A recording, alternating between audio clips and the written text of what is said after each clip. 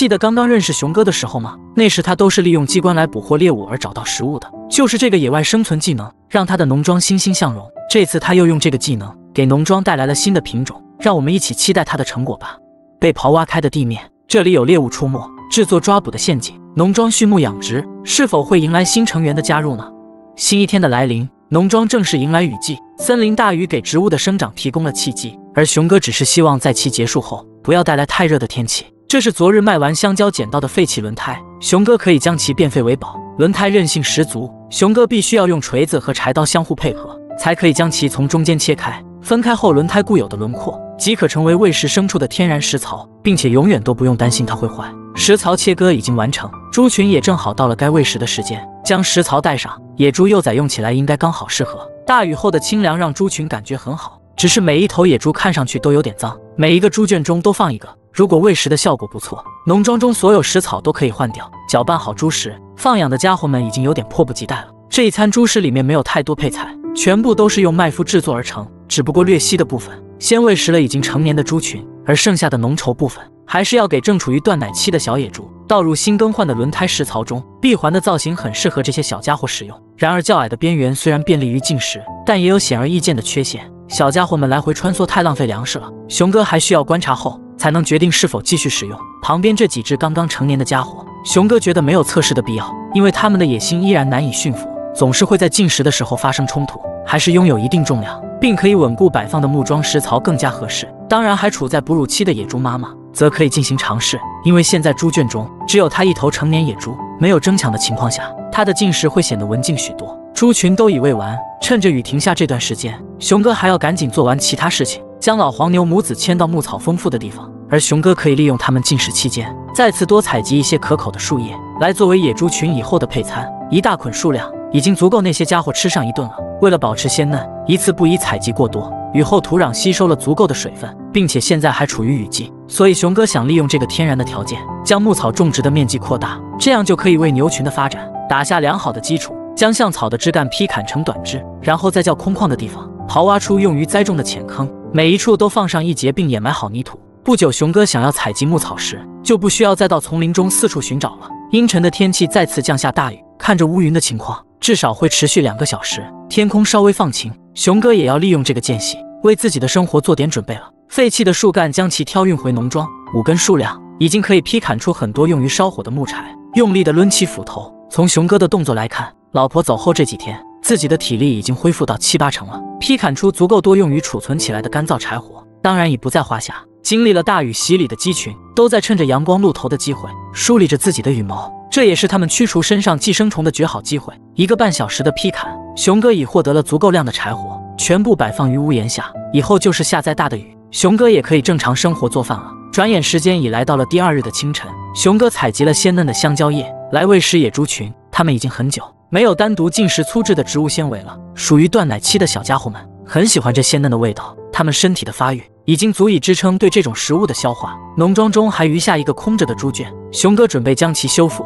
这个猪圈的目的是为了将其他雄性野猪单独圈养起来，也是为了避免猪群出现近亲繁殖的情况。如果需要的话，还会对公猪进行绝育，毕竟近亲繁殖生下来的幼崽抵抗力都非常差，想要存活下来更是很难，所以熊哥不得不做好提前准备。正式喂食，单靠香蕉叶并不能满足野猪群的需要。看着隔壁已经吃上了，小家伙们都呆呆地趴在旁边观望，小鼻子也是一个劲的嗅。终于等到了，食物的诱惑已经让他们跃跃欲试。熊哥看着小家伙们很开心，他们每个身体强壮，并且食欲大好，除了智商可能有点跟不上，明明旁边有很大地方，非要拥挤在一起。这些小家伙很可能就是农庄的未来，至少也可以撑起熊哥1年的收入。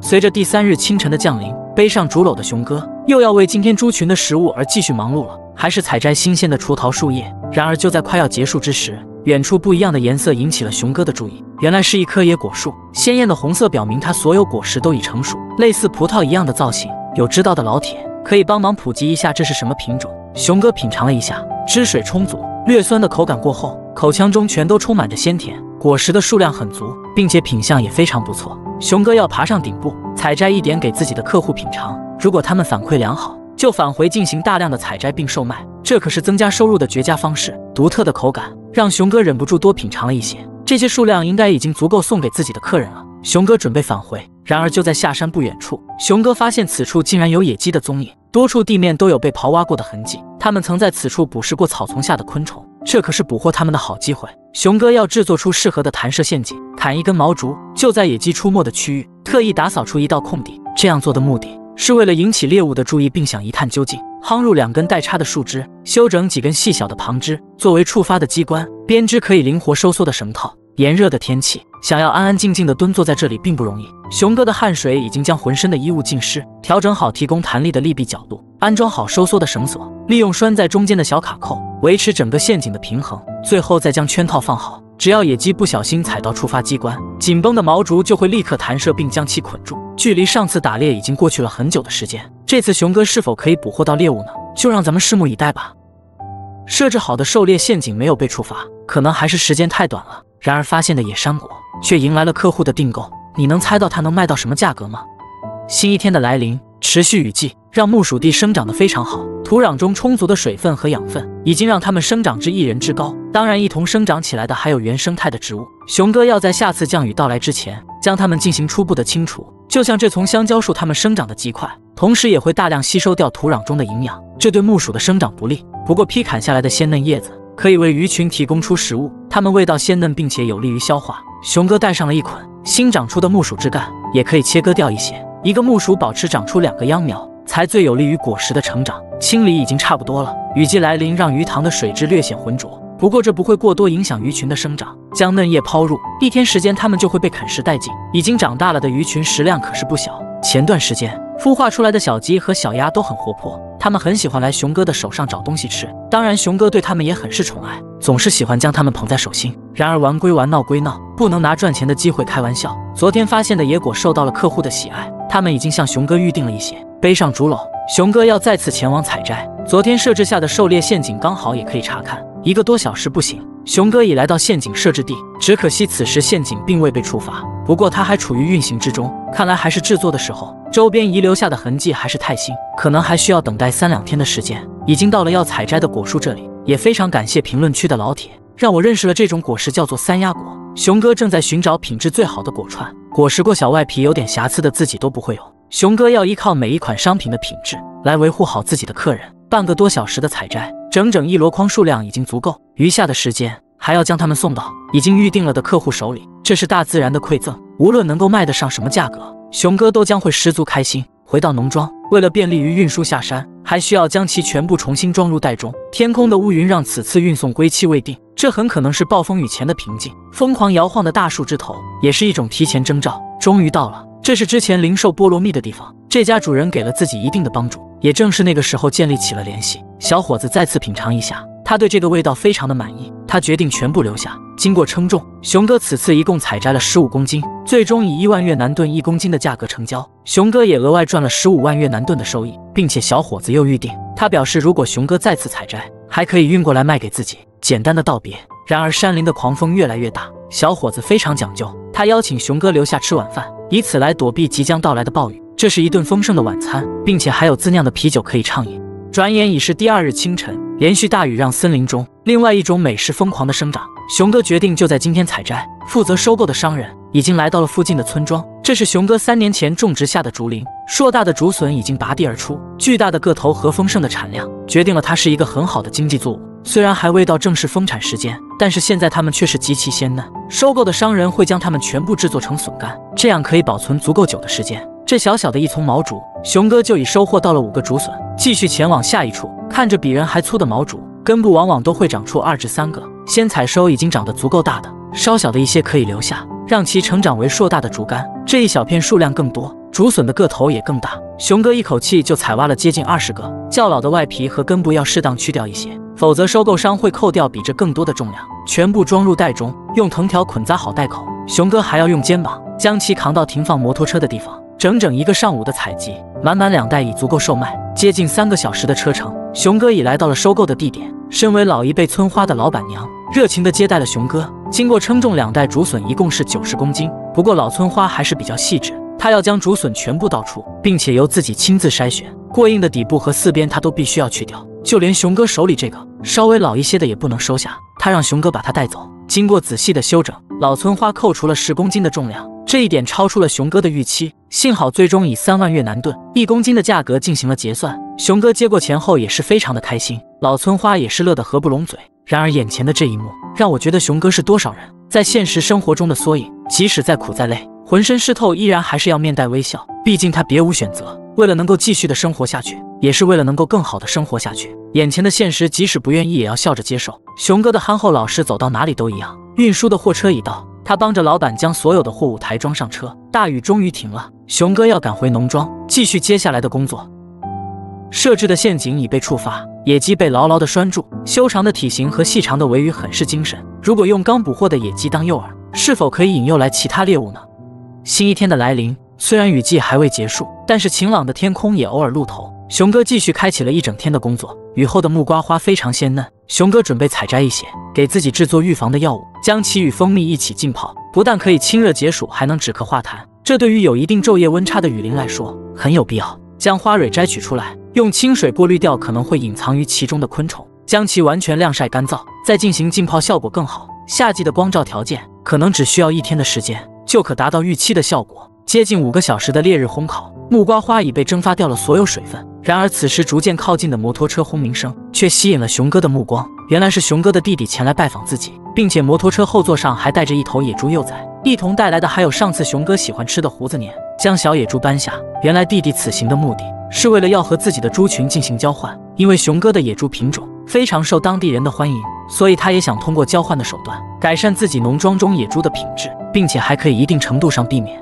近亲繁殖的情况出现。当然熊哥也很希望弟弟的农庄能够发展得更好，所以他也非常的赞同弟弟的想法。先将胡子年放入到稍微宽敞点的空间，熊哥还没想好到底是吃掉还是放入鱼塘进行饲养。不过旁边的小鸭子貌似显得异常的兴奋，他可能是想将这些食物吞下，只可惜自己还太小。将弟弟带过来的野猪抬到饲养区，熊哥会为他挑选出更加漂亮的一头。这是一只雄性小野猪，刚刚到了新家的它还显得有些拘谨。熊哥饲养的猪群也是感觉有些茫然，他们在通过气味来进行判断，双方都不敢冒进，希望以后不要爆发不必要的战争吧。随即熊哥也抓了一只身体素质最好的，并且颜值也不差的小公猪，毕竟这小家伙到了弟弟那边就要肩负起让其他小母猪受孕的重任。小野猪已经关好，虽然略显恐慌，但也没有过大的反应。熊哥又继续介绍目前野猪群喂养的情况以及未来发展的方向，当然还有引以为豪的10只刚刚断奶的野猪幼崽，他们都是农庄未来的财富。熊哥将弟弟带到了猪圈旁，弟弟看到熊哥目前的规模以及野猪幼崽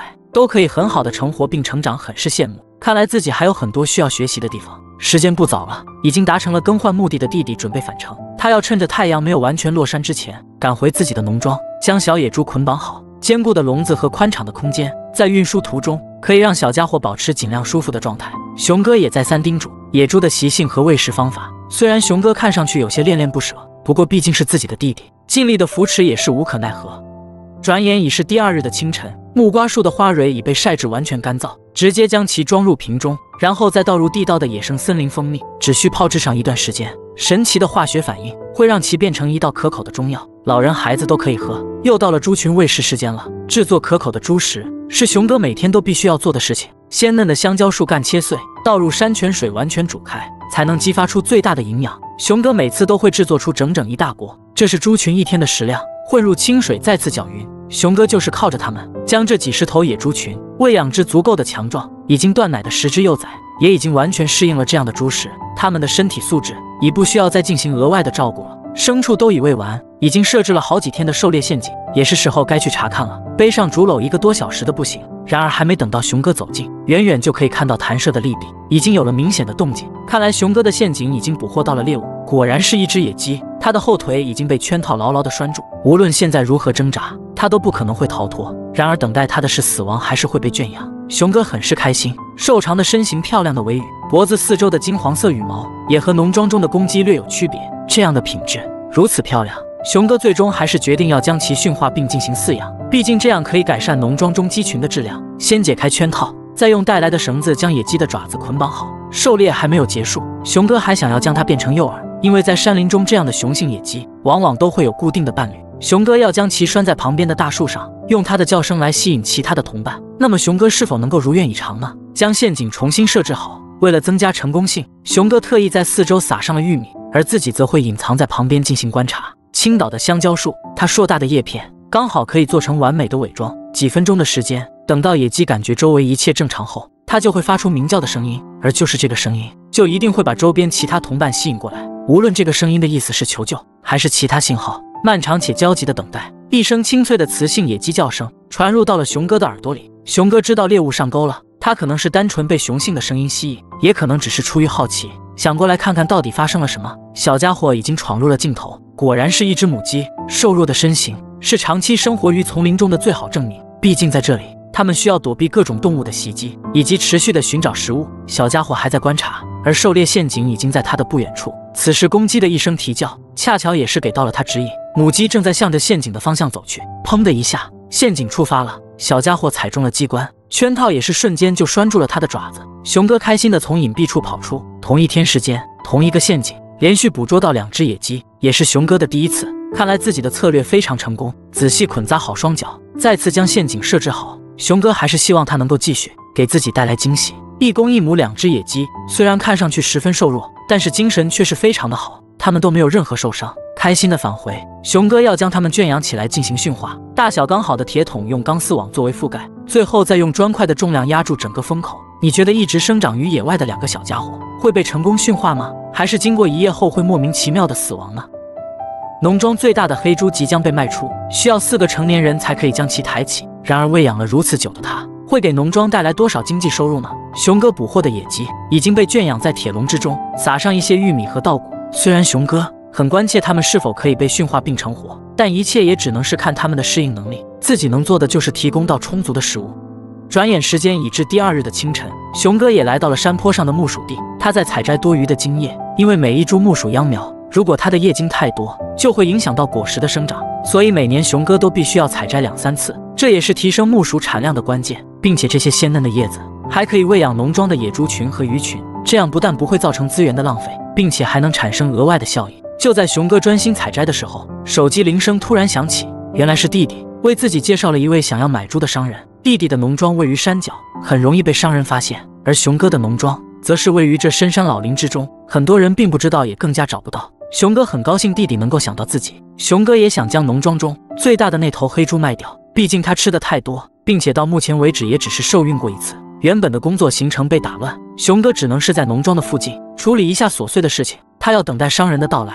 木薯地整理的差不多了，再配上点新鲜的香蕉叶，今天的鱼群喂食就已完美的解决。老瓜架上的丝瓜已经到了丰产的时间，4棵秧苗就已爬满了整整一片。虽然在我们看来这丝瓜已经老了，但在越南当地这还没到采摘的时候，等待商人到来的时间闲着也是闲着。熊哥准备去到柚子园查看一下果实的生长情况，雨季的到来还是产生了一些影响。眼前的这棵柚子树因为结出的果实太多，已经发生了倾倒，持续的大风和饱含水分的土壤已经让根系没有太强的抓地力，熊哥必须要用绳子将其拉起，否则不但果树可能会受到影响，就连所有的柚子可能都会全部腐坏。不过今年柚子园的丰产也是让熊哥看到了希望，这会给自己增加很多额外收入，并且这还仅仅是正式结果的开始。这段时间的鸡宝宝和鸭宝宝总是游荡在房屋周围，他们的亲生父母已经独自逍遥去了。熊哥是又当爹又当妈，每天都要按时的喂食，不过这也是无可奈何，谁叫他们长大以后能够给自己带来效益呢？被圈养的野鸡经过1夜的时间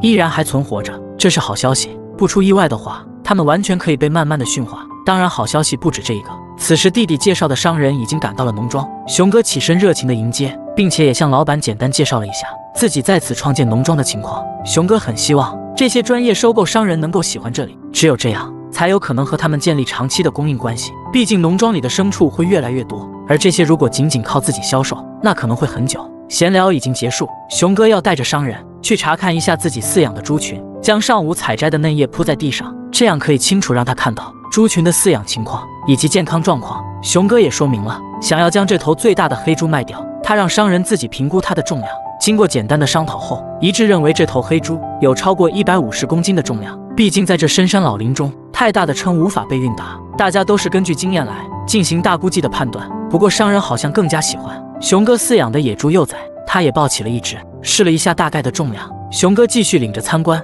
被单独圈养起来的野猪妈妈，对陌生人充满了警觉，当然同时也是为了让商人看一下野猪群的纯正。最后一窝诞生的野猪幼崽也可以自由外出探险了，他们正在熟悉每一位农庄里的成员。商人确定了他决定就购买最大的这头黑猪。然而用于装载和运输的铁笼显得有点小了，商人又联系了朋友，重新运来个更大一些的。他们在做最后的抓捕准备。然而商人毕竟是商人，他准备在价格上稍微的压上一压。最终熊哥接受了700万越南盾的成交价格。那么老铁们觉得，超过150公斤重量的黑猪卖这个价格是便宜了还是贵了呢？不过熊哥还是很开心，这可是今年自己收到的最大一笔收益，而自己的存款也会因此而增加不少。然而男人至死是少年，和男人的快乐其实很简单，真是一点都不假。4个大男人因为如何给绳子打扣更加结实的话题，都被逗得哈哈大笑。最后一句行行行你厉害，最终分出了胜负。其他野猪都跑了，只有黑猪傻傻的还在原地等待。然而等他反应过来的时候，铁笼已瞄准了自己的猪头。半个多小时紧张抓捕，